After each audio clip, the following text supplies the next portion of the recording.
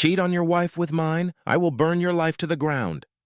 Way back in the early 2000s, I began to suspect that my wife was up to something. Our two kids were about 4 and 6, still young, but not so young they couldn't tell you something about what had happened in their day. They started talking a lot about staying with my wife's parents during the day, which wasn't really that strange in and of itself. But since they lived about 90 minutes away, doing so 2 or 3 times a week seemed a bit much. That was basically every day she wasn't working at her part-time job. When I asked her about it, she denied it, but was never a good liar. So I started tracking the mileage on her car, and sure enough, she was driving an extra 400 or so miles per week. I knew some shit was going on.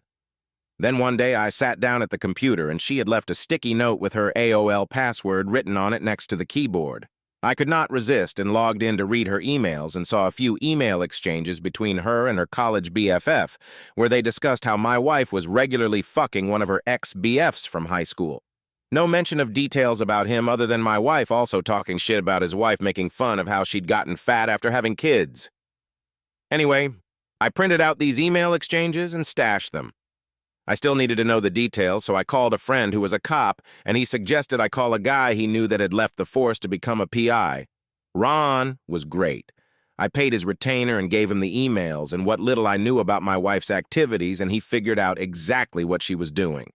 His report detailed with photos and times/dates/locations all about how she would take the kids to her parents, then go meet this guy for lunch, then they'd go to a dumpy motel for a few hours, after which she'd pick up the kids and return home. At this point, I hired a divorce lawyer. My parents cheated on each other, and the fallout absolutely fucked mine and my siblings' childhood. It was something that was totally unacceptable. I also asked Ron to find out what he could about this guy. Ron absolutely came through. I learned his name, Bob, that he was married and had 3 kids.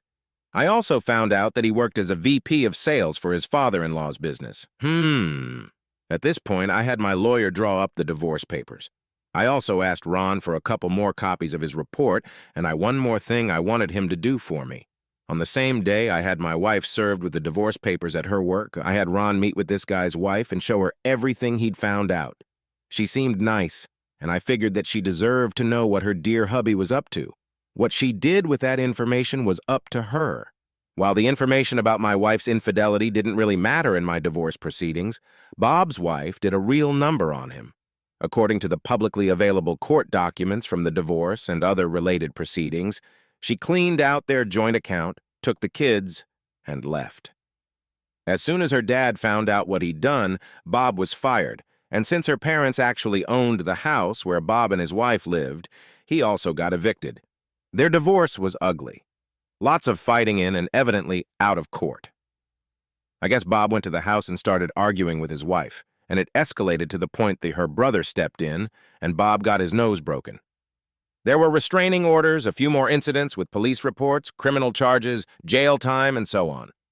I can't find Bob on the internet anywhere these days. Last I heard, he'd left the state and his ex-wife did okay. She went to work at her dad's company and took over after he retired. As for me, my ex and I got along well enough. I didn't engage with her on anything that wasn't related to the kids. And now that they're both adults, I don't talk to her at all anymore. I don't hate her or anything, but I only care in the context that she is my kids' mom and is important to them, nothing beyond that.